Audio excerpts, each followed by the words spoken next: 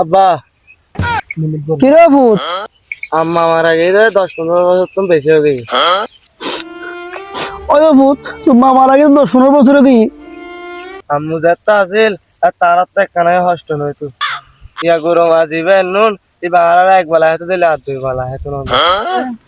কেন করবে ভূত? একখানা হস্ত করি সই বল আসো না।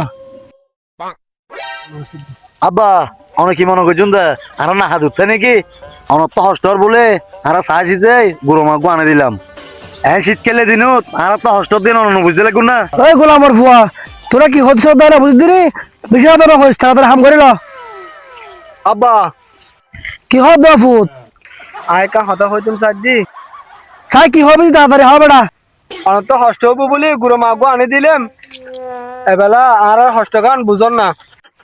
এই গোলামর ফুয়া বুঝলি রে?